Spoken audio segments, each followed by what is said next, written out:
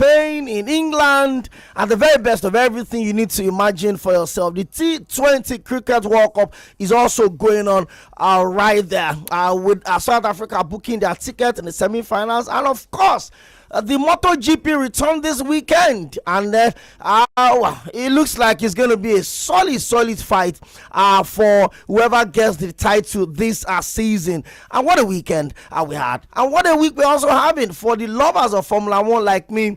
The season is very much upon us. The Australian Open is this weekend. Well, Australian Open, that's the opening race in the calendar for the F1 year. So is either you say the Australian Grand Prix or you say the Australian Open is still the same. It's going to be explosive. I mean, they would always say that Saturday will go good, now from Friday you go no. And let's see who is ready to go throttle in this season. Is going to be the season for Lewis Hamilton. He has a second season syndrome everywhere he's gone to, just like Ange Postecoglou. Of course, he would always pull off the magic. Is it going to be the time where he's going to claim back his championship leadership? I'm talking about Lewis Hamilton.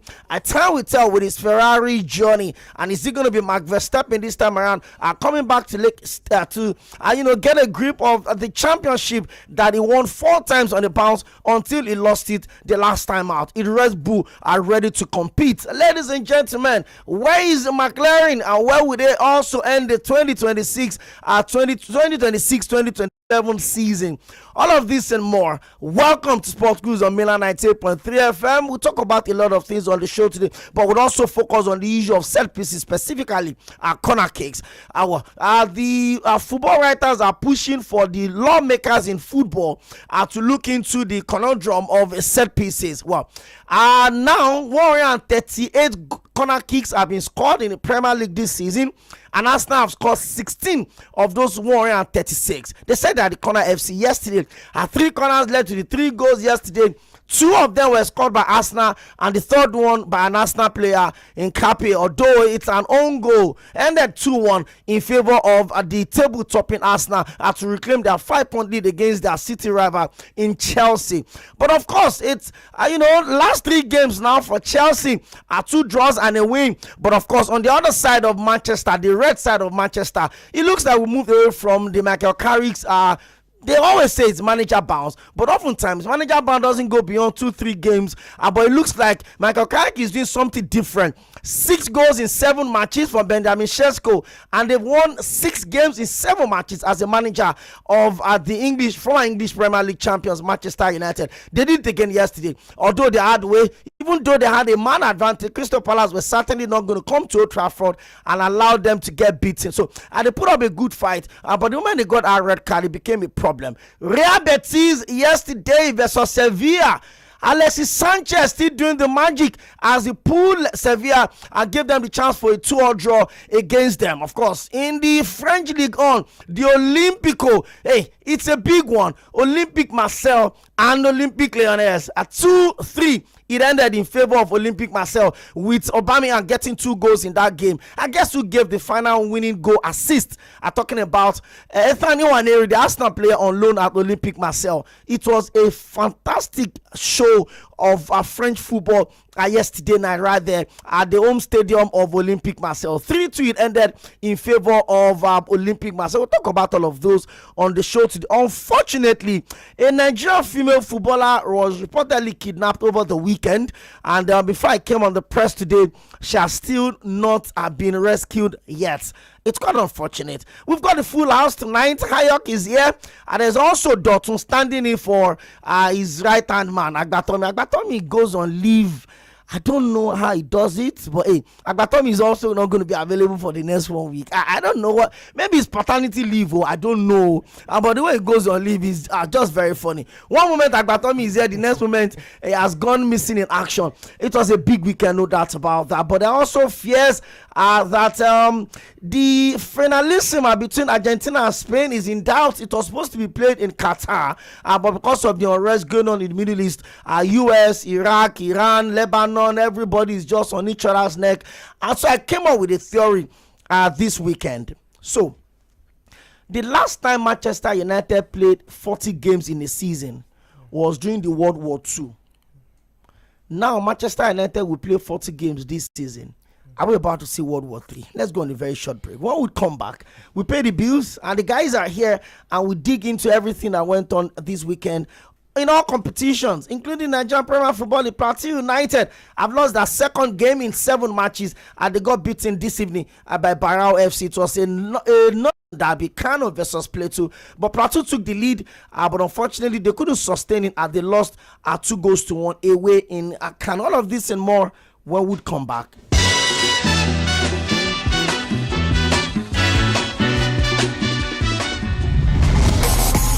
Hello, my name is Godwin Enoch, and I'm a broadcast journalist. Yes, my friend will tell me that I am a sport administrator by accident. Listen every day of the weekday to Sports Cruise on Mainland FM. God bless you.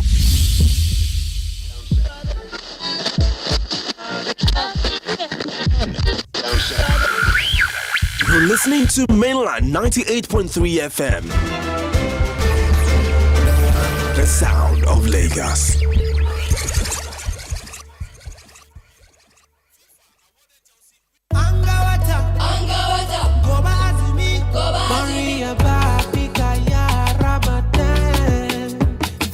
Welcomes you into the month of blessings, month of love, kindness, peace, and mercy. If God together, Viva will watch the stay.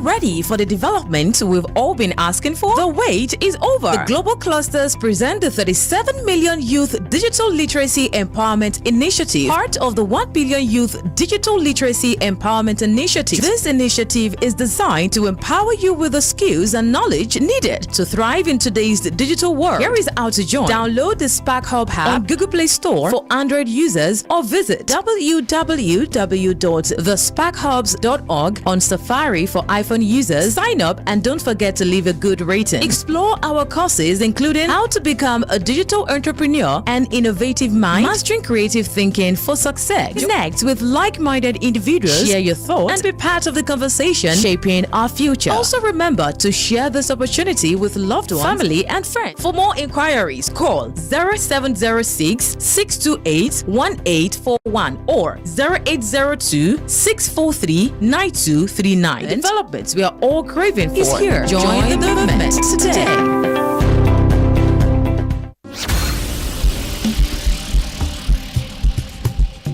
Finally, the opportunity has arrived. In today's economy, it's challenging to save enough to buy land outright. However, we found a great option that allows you pay in installments. Buy land with affordable monthly payments of 40,000 naira, 50,000 naira, or 70,000 naira spread over 24 months, 18 months, or 12 months. With a deposit of 30,000 naira, you can secure a 500 square meter land on the Lagos-Ibadan Expressway, Ogunmakin community. You'll pay the balance over 12, 18, or 24 months. And once you reach 70% payment, you will receive the land title document, including the registered survey and deed of assignment. The company handling this is Romel Real Estate, and their contact number is 0906 991 3779 or 0901 2978 380. Their office is located at Suite 322 and 323 BNB Mall, Kilometer 35 Леки-Ekpe Expressway, Gulf Junction, Lakoe, Lagos. The land is near the Foursquare Church Camp and Muslim Camp. If you're interested, call them or visit their office. Go become a landowner today.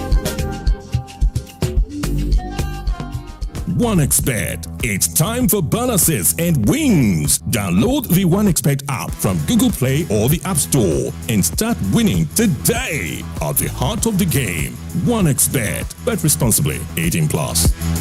The Broadcast Arts Institute is offering a partial scholarship to the first 100 students who will take advantage of our supplementary admission in mass communications and multimedia technology by February 28, 2026. If you had a minimum of 100 in 2025 UTME and have a 5 relevant O-level credit passes, you're guaranteed admission into our ND programs plus a fee rebate. How to secure your spot? Go to JAMCABS and change your institution to the Broadcast Arts Institute. Visit our admission office or call us for details. We are at Treasure Island Estate, Bayeko Road by Tipa Garage, opposite NNPC Fueling Station, Igbogo. Call 0806 149 9992 or 0703 713 1166 or 0807 446 5676. Don't miss this chance to kickstart your dream.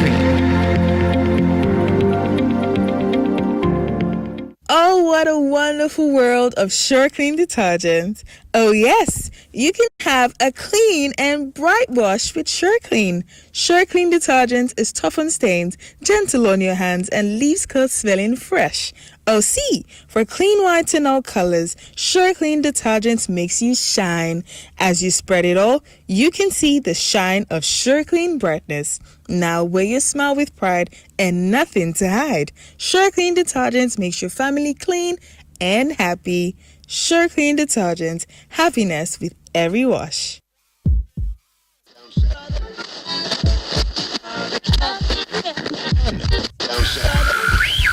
You're listening to Mainland 98.3 FM. The sound of Lagos. Oh, yes! He's done it! That's astonishing. It's absolutely world class. This is not your regular sports show. This is Sport Cruise, only on Mainland 98.3 FM, the sound of Lagos. From hot transfer. Hello, my name is Cʀᴜɪ紛. I'm a broadcast journalist. Yes, my friend will tell me that I am a sport administrator by accident. Listen every day of the weekday to Sports Cruise on Mainland FM. God bless you.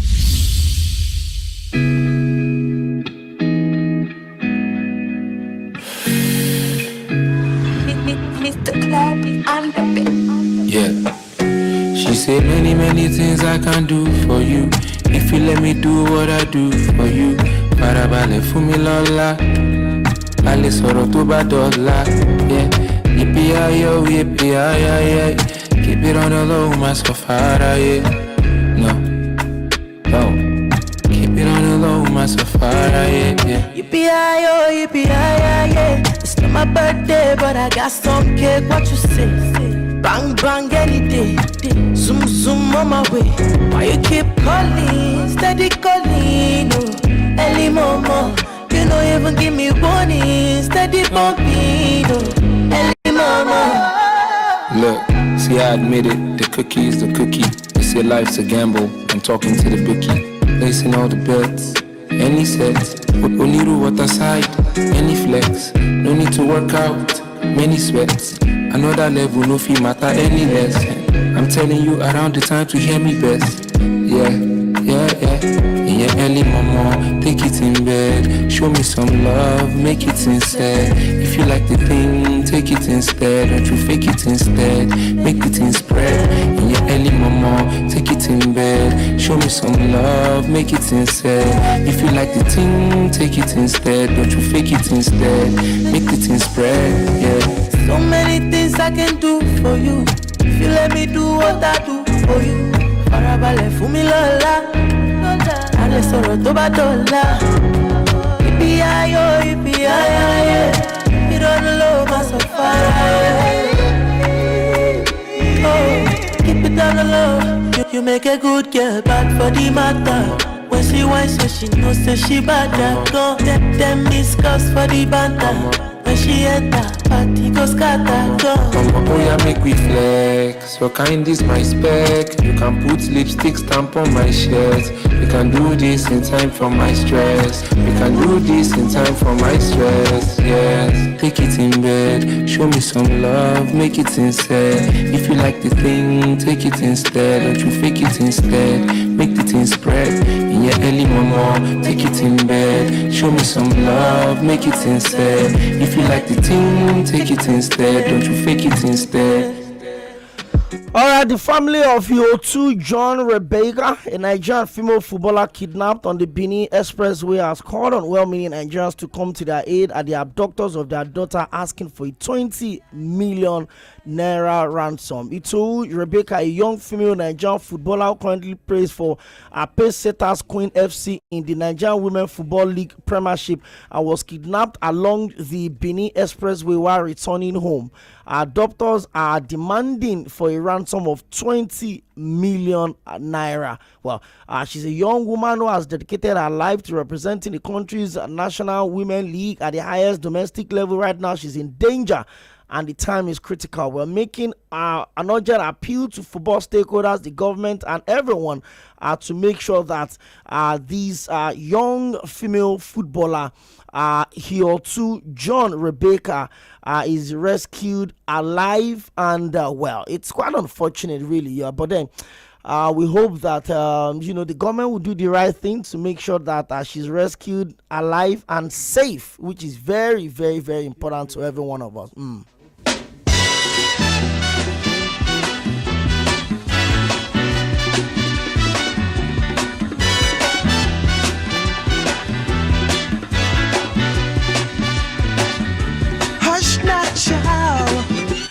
Guys, big weekend, no doubt about that. Let me start from you, Ayog. The weekend, so much for MotoGP, football, basketball, tennis. How was your weekend? Let's start from there. What were the things you wrapped yourself or you got yourself involved with? I was basically indoors. Good evening, Lagos. Welcome to Mainland 98.3 FM. And this is Sport Cruise as usual. My name is Ayokla. My weekend was fine. It was cool. It was a scintillating weekend for sports, actually. And if you know what happens, but naturally, football always takes center stage. And that's what we witnessed, actually, this weekend. But we saw stuff from tennis, MotoGP. We saw stuff in T20 cricket. We also saw a bit of tennis in Dubai. So the weekend was amazing. Dotun, it's good to have you around. Manchester United, 6 out of 7 wins for Michael Carrick. A lot of people have said it's the manager bounce. A lot of people have also said, listen, this guy is doing something different. Benjamin Sesko, I used to feel like it's not worthy to wear a Manchester United jersey. But he's proven me wrong. He's got 6 goals in the last 7 games. He's in the form of his life. For Bruno Fernandes, I think he's one of the most underrated players in world football at the moment. Probably because he's playing in a struggling Manchester United side. This is the first time since the first season of Erik ten Hag that Manchester United have gone to 3rd position since May 2023. Man, they've not been into the top 3. Now they are looking at why not? I mean, we are 12 points adrift of Arsenal. That's 7 points adrift of Manchester City. Why can't we have a title dream? But hey, how valid are those positions? And do you think Michael Carrick had passed that audition for a permanent job at the end of the season at Manchester United? Good to have you join us, Dotun. Well, good evening, Okpe. Good evening, Lagos. It's good to be back here again, once again. Great weekend we saw right from the game on Friday, which is Wolves versus Aston Villa. Surprisingly, I was actually impressed with Wolves, but I would say that it's actually very late for them to start picking up this point. I'm assuming they have actually got this from former Luton coach. They will lose the next match. Probably they have gotten that former Luton coach earlier. Then I could have said this could have gone differently.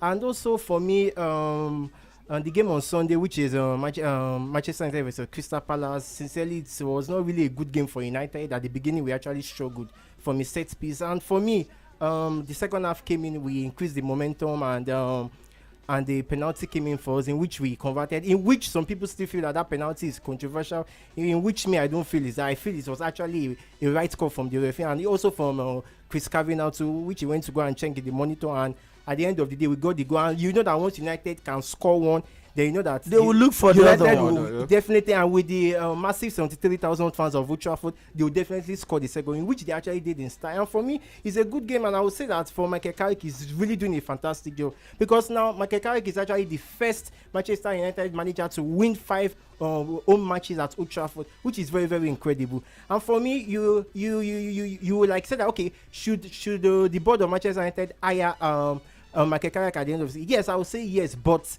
I don't want us to forget that quickly. We all remember Ḥ Gúnar Solskjaer when he was actually the coach of. He has a better win ratio than Carrick. You're saying, Dotun, you're saying yes, but you're adding a bet. Yes. No. If you want to say yes, say yes. If you want to say no, say no. I actually know why I say. Why is this saying yes? Why is this saying yes? Ayokla, you are saying sounding like a public proposal. Say yes, say yes, say yes, say yes. Like I said earlier, I would give Michael Carrick the job permanently as a Manchester United coach. But at the same time, we all know what happened when Ḥ Gúnar Solskjaer was an interim manager.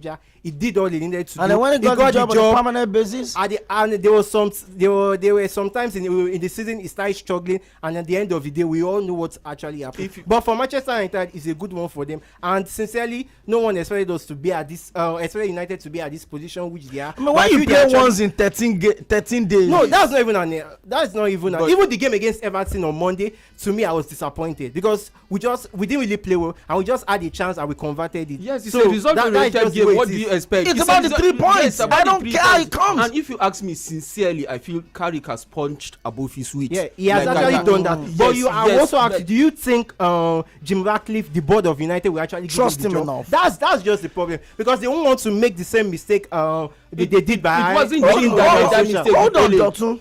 Ayokla. Yeah. Let me have your thought first before I say what I think about the current Ḥ Gúnar Solskjaer situation. I've seen where experiments like this have worked. Yes. I've also seen where it hasn't worked.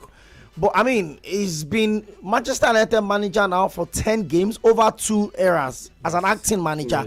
He's yet to lose a single game. Yes. Both of the times, 3 games, then 7, and that's 10 games, 8 wins and 2 draws. Yeah, he met Arsenal twice. I mean, it's safe to say that he has brought stability to the side. Yes. The fans are happy. They are enjoying their game. Yes. I mean, they are the only team that have beaten Arsenal away from home this season.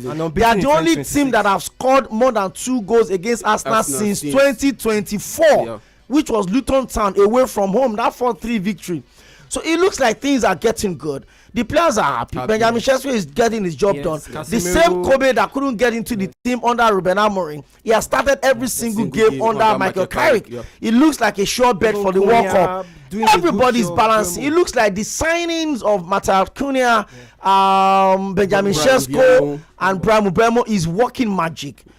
Lamine seems to be the most underrated signing that was brought to Manchester United. He's brought stability into the team as well. The guys are balanced. Yeah. But do you think the fact that they are playing only one game, only one competition, and the fact that they have enough time to rest? 2, do you think Michael Carrick can cope if Manchester United gets into 4 competitions next season? There's a possibility that they'll make it in the top 4, so they could go to Europe. Yeah. I'm sure that they will probably not be stupid enough, apologies for the wrong word, to allow themselves get knocked out again in the first game of the FA Cup, in the Carling Cup. Then now they could mount a serious or a decent Premier League title challenge because of the inconsistency we've seen. Nobody thought Liverpool was going to struggle to defend the title this season. Aston Villa at some point were mentioned as title favorite even before they fell apart. Exactly. So do you think when those pressure comes, you play Champions League, you play Premier League, you play the Carabao Cup, you play the FA Cup, do you think Michael Carrick has enough within him to sustain what he's doing at Manchester United now if he gets the job on a permanent basis? Okay, for Michael Carrick, I would say that so far so good. He has steadied the ship at Manchester United, yeah. And next season the board will be crazy. Sorry for using the wrong word again. Will be crazy not to bolster the squad, because they have to bolster the squad to compete favorably in Europe. And in the home front, you have the Premier League next season. Probably you qualify for Europe. Not probably. Manchester United will qualify for Europe. It depends which Europe. Is it the Champions League or the Europa League? It depends on any of Europe, even if it's Conference League. Manchester United will qualify for Europe. Then Manchester United, the board needs to bolster squad for the manager. I don't think it's enough right now. What we have on ground, what Manchester United have on ground is enough. I don't think it's enough. Then next season we'll see, because you have players that will play less and players that will play more. It's just a matter of understanding, because one thing I feel Carrick has done for this squad is he didn't do anything different. It's just brought confidence back into those players. For example, the Benjamin Sesko we're talking about. Like, Benjamin Sesko wasn't starting games under Michael Carrick, but Sesko knew that his time would come. And when Carrick trusted him with the start, he delivered, just like yesterday. So that's what he wants. He wants the players to trust him first, then from there they move forward. That's where everything starts from. I think from a player to a manager's interaction, that's why man management is very, very important in modern football. Like, the players should trust you, so when they trust you, they can go and hit a brick wall for you. Okay, and let's see how lucky Manchester United would continue to get 10 games before the end of the season. They're dreaming big. They're already, talking about a title challenge. Why not? If you are, 7 points adrift of a team that everyone feels can still win it, and Manchester City are still in the Carabao Cup final, they're still in the FA Cup, they're still in the Champions League, they're also competing for the Premier League, 4 competitions, and then there's Manchester United that are only playing the Premier League. So you just have a feeling that if the fans are, just building the I don't want to use the word delusional title push, but if they're building that thought that why not, we can still push for the title. For me, I just feel that consistency has to be there. The way it's happening now, that consistency. Chelsea will still play Manchester City. Yes. Arsenal and Man City will still play each other. Liverpool and Chelsea will still play. Liverpool and Manchester United will still play. Liverpool and Chelsea. So there's a possibility that Arsenal and Man City could still drop points at some point. And then Manchester City can just have a decent run of 3 games consecutively. Newcastle on Wednesday after Aston Villa. They play Aston Villa. So those are games that you feel like the way they're pushing up, they could actually get a result. But I'm just here, and this is what I think. Manchester United is a big club. I forget whatever madness that have been going on around them in the last few years. They're an absolute big club, and whether you like it or not, when they get back to Europe, the pressure increases immediately. The fact that they've been away from Europe for a while consistently, the last time they had any major impact in Europe was 2017 when they won the Europa League under Jose Mourinho. So if they get back to Europe this season, whether it's Europa League or Champions, I think it's mostly going to be the Champions League. The expectation is bigger, right? They probably want to go into the market and sign big players, and I don't think Michael Carrick has that charisma to attract the big players yet, but you never can tell. But this is what I think. I feel Manchester United could, thank Michael Carrick for a job well done, because if he leaves Man U today, a lot of top clubs will come for him. In fact, because he had played at Tottenham Hotspur before, Tottenham Hotspur could give him the job if they don't relegate, and I hope they do. I really hope they do. They could get that job done. I feel Manchester United should go out there and get a manager that can match their ambition. Man U is a big club. Europe is a different ball game, right? When the pressure of 4 competitions starts, I'm not sure if Michael Carrick he struggled at Middlesbrough. If he actually did well. 4th, 8th, and 10th, there's no do well there. At the beginning, he made it to the playoff only once. The other 2 seasons, he finished 8th and 10th position. There's no doing better in that situation. If you cannot promote a team in 3 years, bro, it's a fact. How did Arteta start out at Arsenal? That's the Premier League now. I'm talking about the Championship. No, I'm like it took them like it was a gradual process. See, for them to for get every in the Championship, there are top teams in the Championship, especially those that are be coming in and out of the Premier League, coming relegate. All those the Norwich City, Southampton, Leicester. You will know that each time they relegate, their target is getting to the playoffs. You could get lucky, right? The flip of the coin could favor you, and then you get back into the Premier League, right? It's different from the Premier League proper. Arsenal is a registered team in the Premier League, one of the very few teams that have never been relegated. So it's a different ball game. I feel Manchester United should go out there, get big name manager that will push your expectations into the Champions League next season. Big name manager like who? A lot of them. I'm also of that opinion that you said. There's Xavi. Xavi Yes, Xavi Alonso. Manchester United. Okay, I thought you said Xavi Hernandez. Xavi Hernandez, yes, from Manchester United. He won the league with Barcelona. Then So, what happened the next he won the season? league. I don't think Manchester United. He won the league, right? For a manager like that. Did he win the league? He did. He won the league. But I don't think Manchester United that's wants huge. to go No, for a I think manager like that. if you're for Manchester United to bring in a Xavi Hernandez, Yes. Manchester United should just stick to Michael Carrick. Or better still, Oh, yes. if United can get Zinedine Zidane. I'm not sure. I think Zidane is just waiting He's for the just French waiting for national team job. That everybody knows that. Like He's if just United waiting for after the World Cup. get a proper manager, I feel Zidane can actually do a good job. It was supposed to be a Thomas Tuchel, but I think the English FA Thomas Tuchel has extended his contract with England, so that they is used their out head of sharp, then made him extend. All right, guys, I would still come back and talk about this old Manchester United issue, but over the weekend, the first of the two high-stake, adrenaline-pumping motorsport competitions started off this weekend, and of course, we have the Tiki-Taka master. Tiki-Taka, Nõso's obsession with MotoGP is worrying. You know, every single time, every component of the MotoGP is always on Nõso's screen, either in the office or on his WhatsApp status. Finally, after the build-up and everything, the weekend was upon us, and we saw some beautiful action. Is that the way the Alpines kicked the season on a good note? Lead us into the conversation also. Well, first of all, good evening, guys, and thank you for having me in the studio this evening. Well, it wasn't an interesting weekend, most especially for me. Because your favorite didn't win. Yes, exactly. Yes, actually. And again, it was also another side, a good one for me, because I saw both the Marquez brothers, you know, they were out of the race. You know, Marc Marquez had a rim, he had a tire fracture right there during the race, which actually caused a certain injury for him, while his brother also had something similar, but he also crashed out of the race. Now, the interesting thing is that the three people we actually had at the final stage where people had never expected to have won the Thai Grand Prix, in person of the youngest MotoGP rider, in person of Pedro Acosta. I also saw the likes of Marco Bezzecchi coming in first place, and Trackhouse, the American Trackhouse, which nobody ever thought of or nobody ever expected would have come in third place, was actually, you know, on the podium at the end of the season. Now, one interesting thing that actually happened also over the weekend was before the race, there was a keke race. It's called the tuk-tuk over there.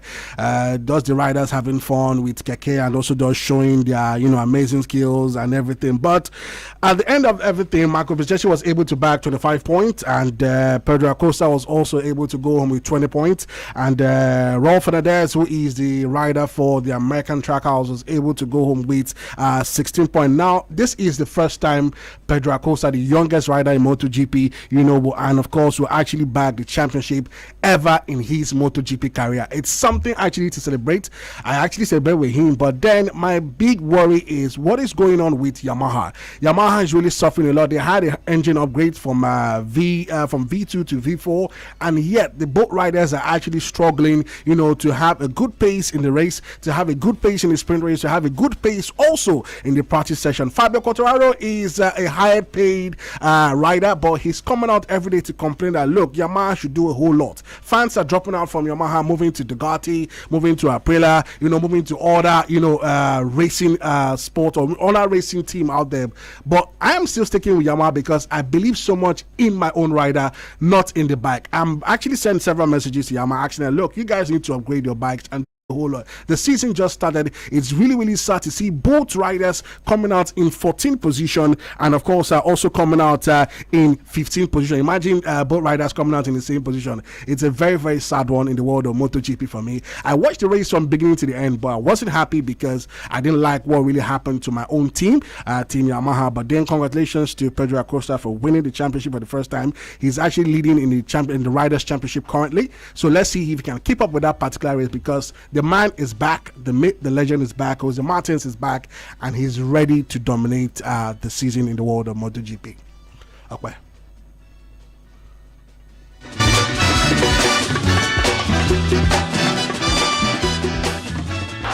Oh, yes! He's done it!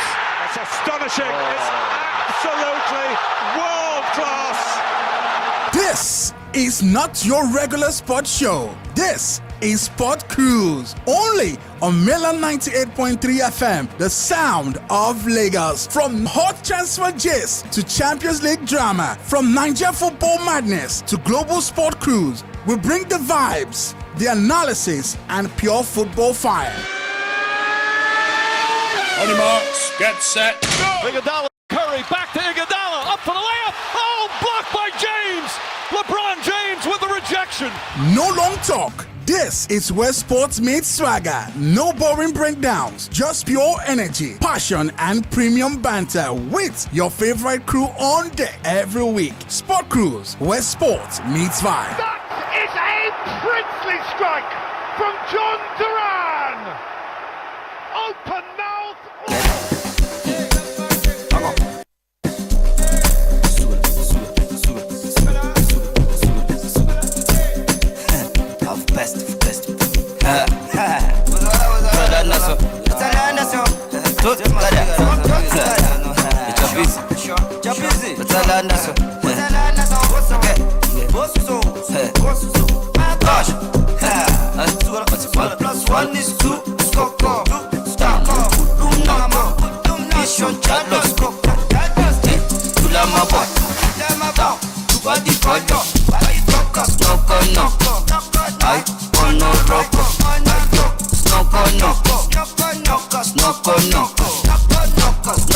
The game is the game. Apologies, we have to just take that flash break.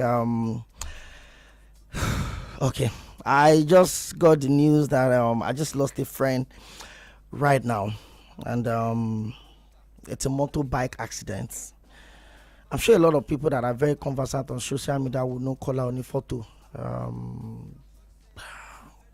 That's crazy.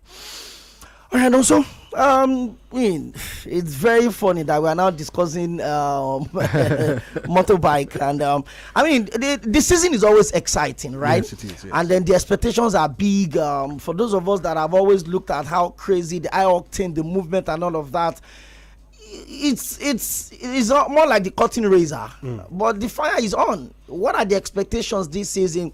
I know that you follow the build up. I know that you've looked at the teams. Maybe you could just give us a little idea of what the top three teams, the championship contenders. I know very well that the Marquez brothers will certainly come back and compete this season. Definitely. Even the Brad Banda and his brother as well. Yeah.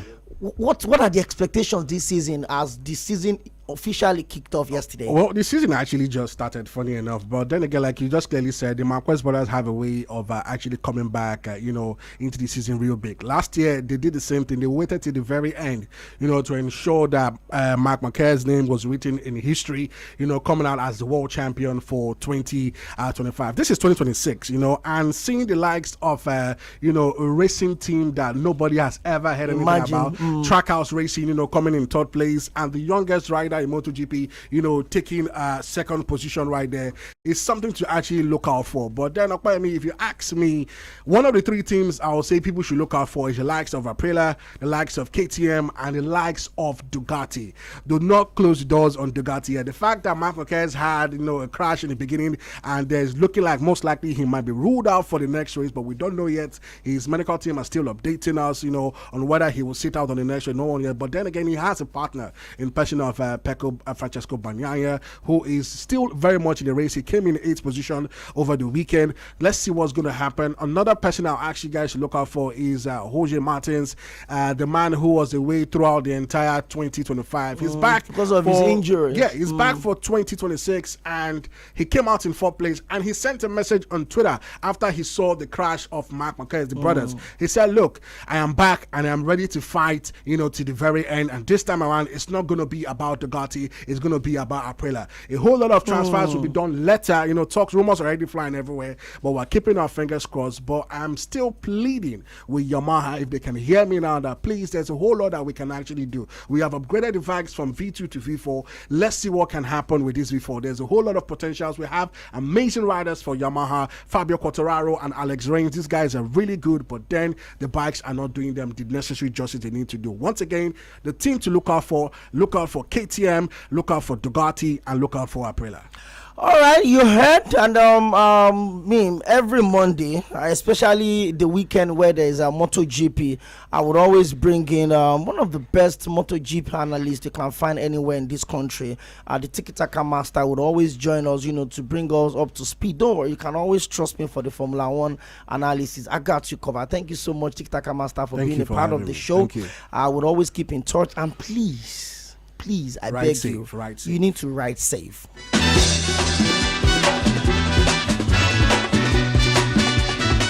All right, the Super Eagles goalkeeper Amos Obasogie has broken his silence after being suspended for 3 months by the Tanzanian Singida Black Stars over allegation of match fixing.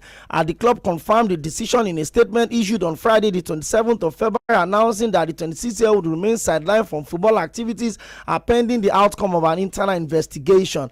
Obasogie, who featured in Singida's 1-1 league draw against Namungo FC just a day before the suspension was made public.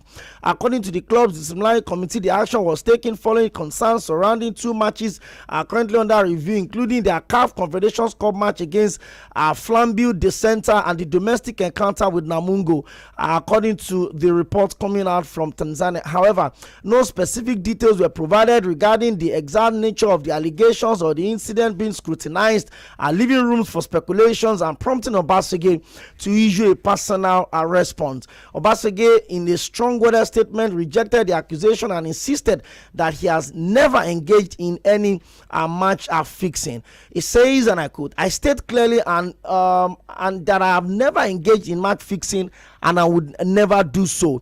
The goals considered were footballing errors, not deliberate misconduct. I accept responsibility for my performance, but mistakes on the field must not be taken for match manipulation." The 26-year-old goalkeeper also stressed that he understands the severe consequences of being involved in match fixing, especially as a member of the Nigerian national team. "I'm ready and willing to appear before any disciplinary committee to defend myself and clear my name. My integrity and careers are invaluable to me, and I would never bring my club or country into disrepute." Obasogie's situation has drawn comparison with the recent case involving the Super Eagles goalkeeper Maduka Okoye.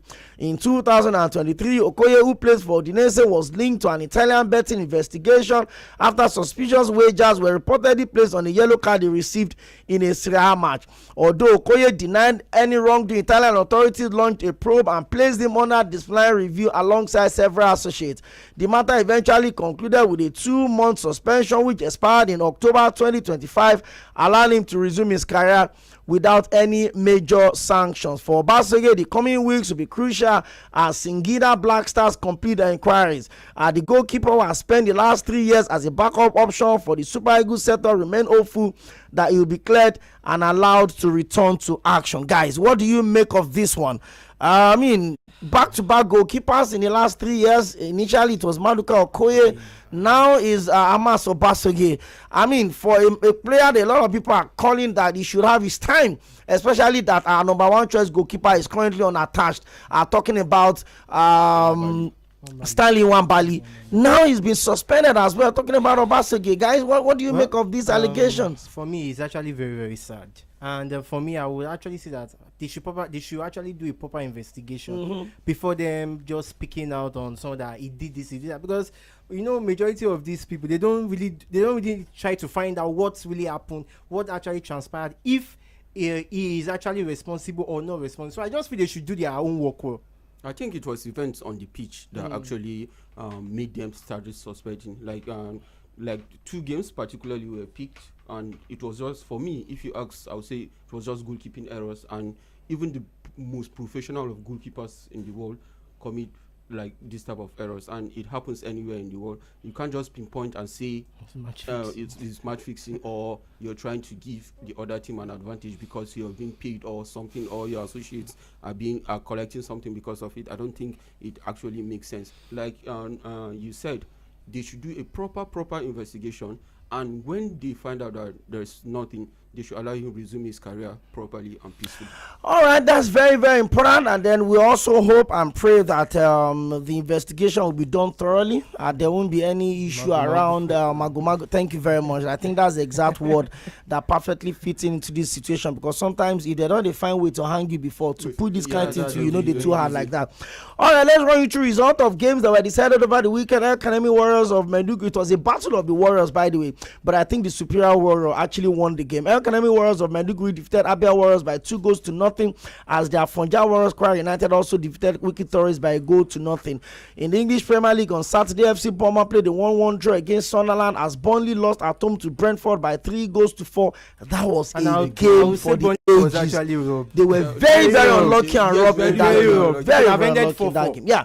Liverpool also thrashed West Ham United by 5-2. That's Liverpool's biggest win of the season. They're also picking little by little. Newcastle United lost at home at St. James against David Moyes coached Everton by 3-2, as Manchester City won at Elland Road by 1-0. Those are now Manchester City have also had a 3 consecutive win at Elland Road for the first time since 1923. Yeah, that's a big one. Rayo Vallecano played a 1-1 draw in the Spanish La Liga against Athletic Club Bilbao, as Barcelona thrashed the Yellow Submarine Villarreal by 4-1, with the golden boy Lamine Yamal getting a hat-trick in that particular. His first hat-trick as a Barcelona player. Real Mallorca lost at home to Real Sociedad 1-0, as Real Oviedo they are the wolves of the Spanish league. Unfortunately for Santi Cazorla, he's still doing some amazing stuff there. And so it is going to be another defeat. This is their 17th defeat of the season. They lost to Atletico Madrid by 1-0. In the German Bundesliga, the earliest game by Leverkusen at the Bayer Arena played a 1-1 draw with Mainz 05, as Borussia Mönchengladbach defeated Union Berlin by 1-0. St. Pauli also won away from home. This is our 3rd away win of the season, as they hope to also stay up and not get relegated. Werder Bremen defeated FC Erding by 2-0, as the Bayern Munich actually won at the Signal Iduna against Borussia Dortmund 3-2. That was a massive game. That is a rivalry. I don't even know if it's rivalry, because as of 17 titles, Bayern have won 15. I don't know where that rivalry is coming from. But it's just that it's like Juventus and Torino. You can't even call that. It's a maybe I don't I don't know. This one are not even from the same city. It's just like the Clasico. It's just because they're the two biggest teams in the league. But it's always a solid game to look at. Bayern mostly get the better of Dortmund. They always do. I'll just call it like a Arsenal versus Tottenham, not London derby. Yeah, Harry Kane as usual getting 2 goals, 1 assist from Serge Gnabry and the other one from the penalty spot. Cesc Fabregas Cinderella run with Como 1907 continues in the Italian Serie as they thrashed Lecce by 3-1, as Napoli also defeated Gift Urbans Hellas Verona by 2-1. Inter Milan solidified their place at the top of the Italian Serie A by winning Genoa 2-0. Well, there's going to be the San Siro derby next, Inter Milan and AC Milan. Well, Rennes and Toulouse 1-0 in favor of Rennes, as AS Monaco also defeated Angers by 2-0. Havre lost at home to PSG. Slim victory, very tough game for PSG in that particular.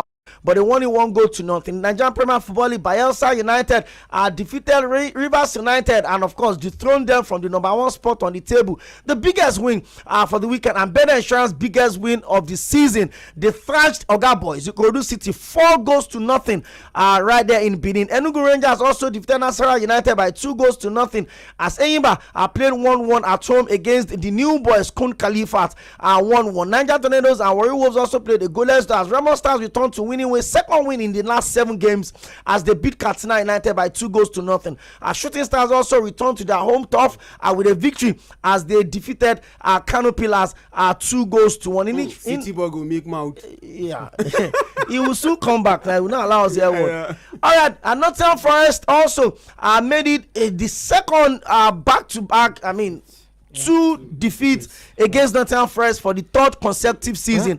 Yes, for Nottingham Forest and their owner, I don't know who you want to sack next. I can't really place it, because at this point, for me, Nuno Espirito was actually doing well.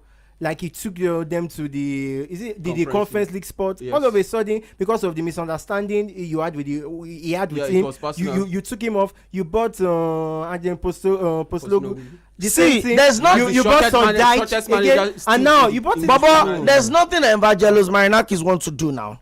In their game in the conference league, I saw him when they won. He did sign of the cross. Yes. I know that one. The job is safe. But in this loss, you never can tell. It's between them and West Ham now. Yeah. All of the games on Sunday in the English Premier League had the same scoreline. Yeah. Brighton defeated Nottingham Forest 2-1. Fulham also defeated Tottenham Hotspur, making it back-to-back losses for acting manager Igor Tudor as they lost the London derby to Fulham at Craven Cottage by 2-0. And with our own Alex will be getting a belter of a goal and a man of the match performance. Manchester United are 6 wins in 7 games under Michael Carrick as they had to come back from 1-0 down against Crystal Palace, and they won by 2-1 with Benjamin Sesko getting the winning goal. The third game he has scored the winning goal for Manchester United at the Emirates Stadium. Chelsea lost against their city rival Arsenal. Elche also played a 2-2 draw against Espanyol. Valencia defeated El Sasuna by 1-0. And of course, at the Great Derby, Real Betis has squandered a 2-goal lead against Sevilla as Alexis Sanchez are still doing some amazing stuff. He scored a flying header yesterday to revive their hope of a comeback, and they were able to pull up a 2-2 draw. Girona also lost at home to Iago Aspas inspired Celta Vigo. So those were the games that we scored yesterday. In the VfB Stuttgart now for the German Bundesliga, they also thrashed Wolfsburg by 4-0 as RB Leipzig won away at Hamburger SV by 2-1. Eintracht Frankfurt also defeated Freiburg by 2-0. Cremonese lost at home to AC Milan 2-0. AC Milan had to bounce back after breaking their 22 games unbeaten, and they lost to, unfortunately, Parma unexpectedly, but now they returned to winning ways yesterday. Sassuolo also defeated Atalanta by 2-0. Torino Lazio ended 2-0 in favor of Torino, and the game of the weekend, AS Roma versus Juventus. What a game! What a game right there. 3-3 it ended. Paris FC also defeated Nice. The captain of the Zimbabwe national team got the only goal for Paris. Lille versus Nantes 1-0. Laurent and AJ played a 2-2 draw as Metz lost at home to Brest 1-0. Marseille, the Olympic derby, ended in favor of Olympic Marseille with Pierre Aubameyang getting 2 goals in that game. Yeah. And of course, the second goal, which is his second goal and the third winning goal for them late into the extra additional moment of the game, actually benefited from an Ethan Nwaneri assist to get that game on. Guys, let's quickly talk to Osebo for a few seconds. Hello, good to have you join us today. Hey, okay. How far? How was your weekend? Fine, no, my weekend was good. Good evening to everyone in the studio. Good evening. Yeah, good evening.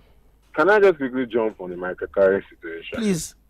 Okay, all right. So, it's I don't know, it's neither here nor there. Okay, it's the case of you are damned if you do, and you are damned if you don't. If you catch my analogy. Mm-hmm. Because the truth of the matter is, Manchester United have been in both situations. They've handed it over to, they don't try and error and it's worked, at least for the initial phase. With Ole Gunnar Solskjaer, everybody keeps on saying, what if they didn't sign Cristiano Ronaldo? Could the project have worked? Because it was working.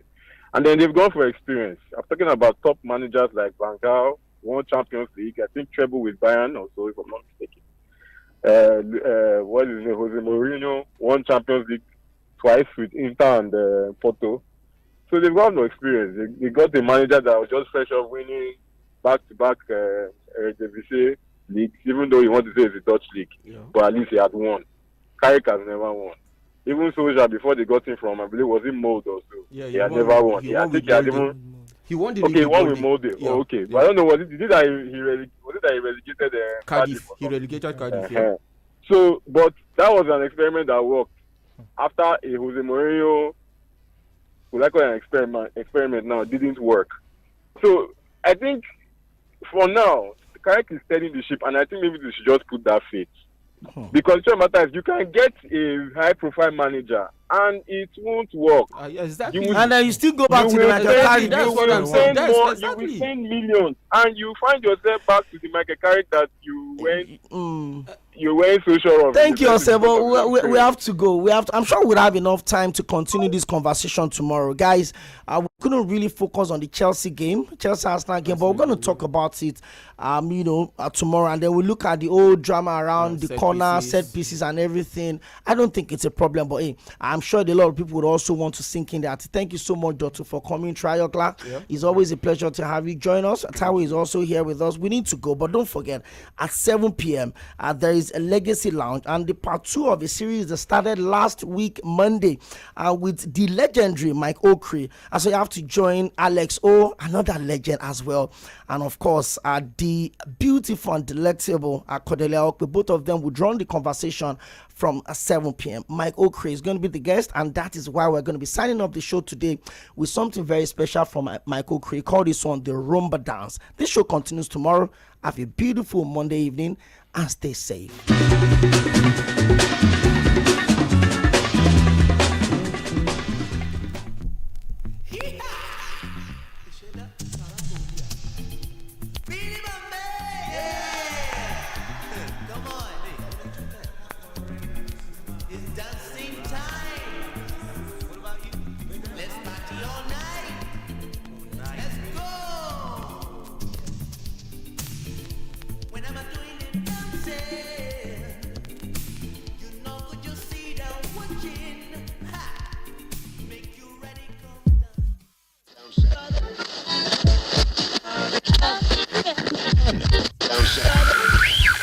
You're listening to Mainland 98.3 FM.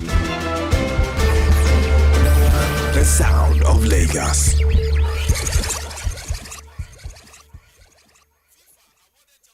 This is the Legacy Lounge with Cordelia and Alex O.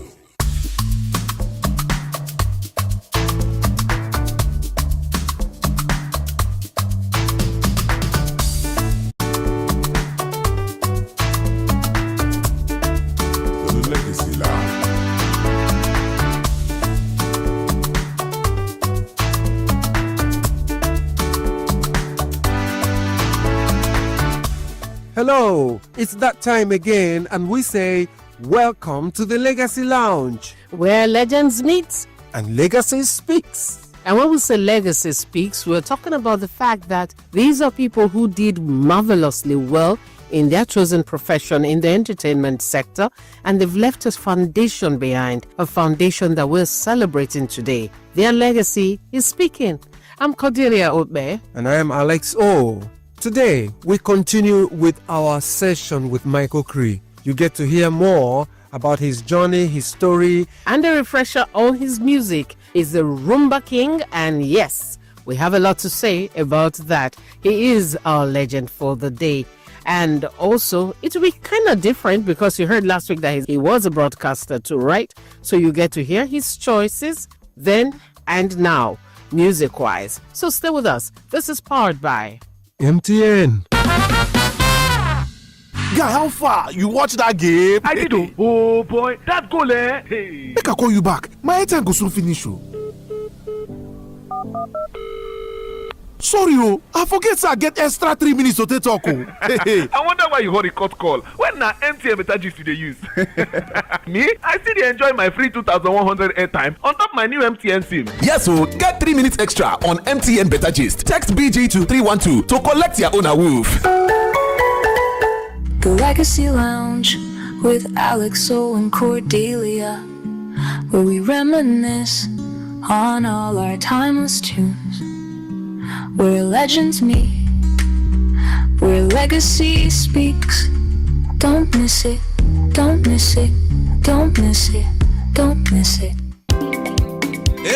Okay, at this point, we're going to do another mashup of some of the hits from Mike Okri. Yeah, your mama, yeah, your papa. Life go better for you. Yeah, your mama, yeah, your papa. Life go better for you. Everybody wants to live together.